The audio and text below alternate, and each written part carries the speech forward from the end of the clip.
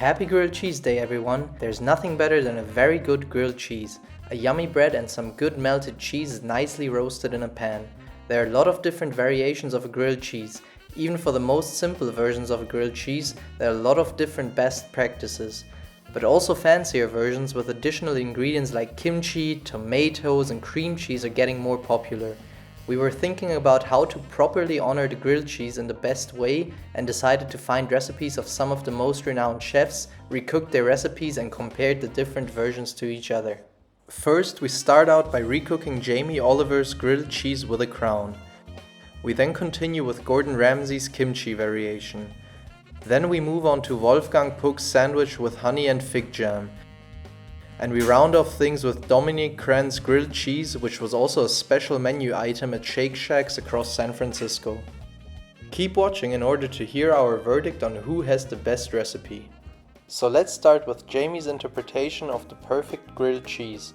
The highlight here is a crunchy cheese crown on the outer side of the sandwich.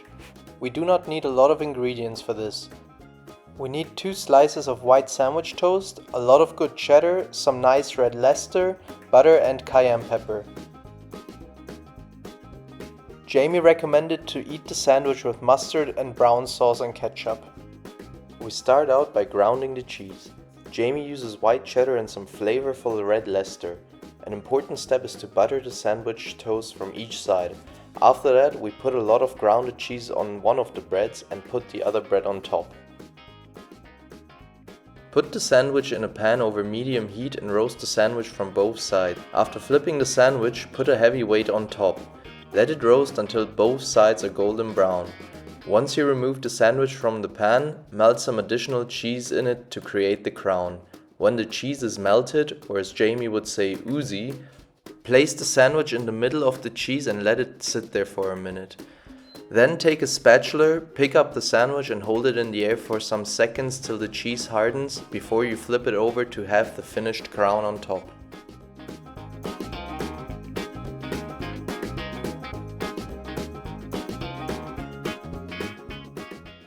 Next up is Gordon Ramsay's version. Gordon uses a nice country sourdough bread. His choice of fancy cheeses are Romano cheese with pepperberry and Asiago cheese. The special thing is kimchi. To keep it simple, we got some organic pre-made kimchi from the store, although Gordon recommends a homemade one.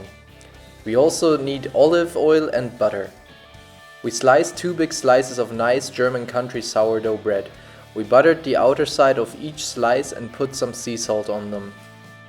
Gordon uses very thick slices of cheese, so we did the same. The odd thing he does is that he puts one type of cheese on one half of the slice and the other flavor on the other half. This way you won't get the combined flavors in one bite. Therefore we slightly adjusted his method and put one type of cheese on each slice of the bread. Once that's finished, add the kimchi, fold the sandwich and put the pretty thing in a pan with some olive oil over medium heat and let it create some roast aromas. With a spatula we put some pressure on the top of the sandwich to flatten it. Flip it, press it again until the sandwich has a nice golden color on each side.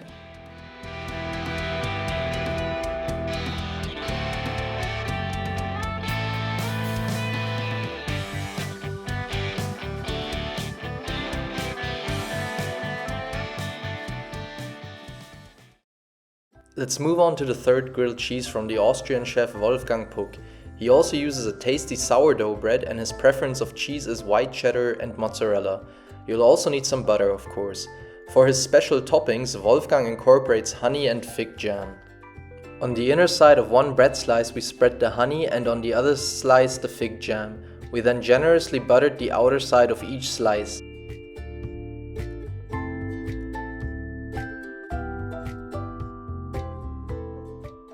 Next, add your cheese, with the white cheddar being on the bottom and the shredded mozzarella on top.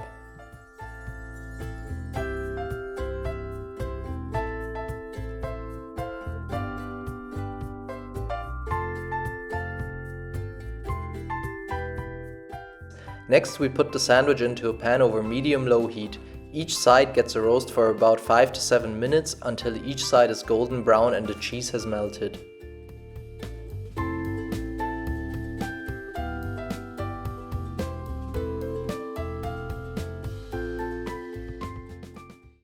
Our last grilled cheese variation is a recipe of Dominique Crenn. This grilled cheese was a collaboration between the 3 Michelin star chef and Shake Shack in San Francisco. The ingredients are all local, so we also used local ingredients. A German sourdough bread, organic milk cheese, organic tomatoes from our garden, and a homemade onion jam. Start off by roasting the tomatoes in a pan with some olive oil and salt at medium temperature. Prepare your sourdough bread by buttering up 2 slices on both sides. Pre-toast them in a pan from both sides and put the cheese on only one slice and let it start melting. In the meantime, take your other slice and put on your toppings. The first layer is the onion jam, which gets complemented by the tomatoes. Finish it off with some olive oil. Make sure to use a high quality product for good taste.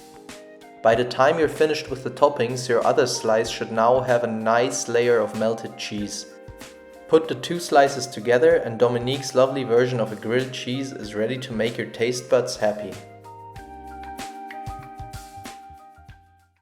Alright, so let's start with the reviews and ratings. First, we'll start off with Jamie's version. It's a nice buttery sandwich. The outside of the bread is nice and crispy and the inside soft so that it's no effort to get a bite out of the sandwich. The cheese is mild and melty, which I especially like with the hint of cayenne pepper. The crispy cheese crown is nice and salty and gives it that extra crisp. Next time I would use parmesan in the cheese crown in order to get an even stronger salty cheese aroma. In summary, this grilled cheese is a quick, great lunch and gets a 7 out of 10. With this rating, it's in 3rd place. Next up is Gordon's variation. Initially I thought that kimchi and grilled cheese do not go well together as kimchi has a strong taste. I was wrong, this combination actually knocked me off my feet. One flavor of the cheeses was quite intense, very likely the Romano cheese. I enjoyed it, however some people may not. In a classical sense, I'm not sure if I can categorize this sandwich as a grilled cheese since the cheese does not really melt, but it rather just softens. It's a gourmet cheese sandwich and tastes really good. For a grilled cheese, however, it receives an 8 out of 10 and it's my 2nd place contender.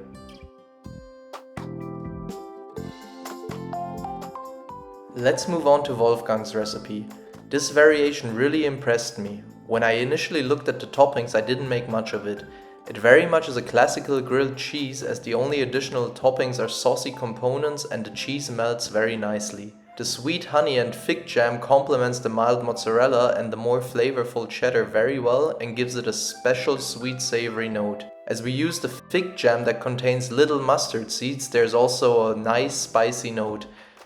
The bread also goes well with all ingredients, especially with the elegant note of the honey and the fig jam.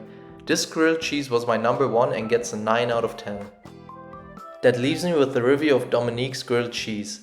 Similar to Gordon's recipe, this is not a classical grilled cheese since the onion jam and the roasted tomatoes are additional cheats. The milk cheese is extremely mild, so the taste of the toppings are overwhelming. It tastes very good as well, but rating it on a grilled cheese scale, I have to give it a 6 out of 10, which leaves it in 4th place. In summary, it was fun to experience the various opinions of experienced star chefs on what a perfect grilled cheese is. Of course, my rating is only based on my preferences and everyone is entitled to their own opinion. Let us know what you think in the comments. Overall, all sandwiches tasted good and each has its highlights.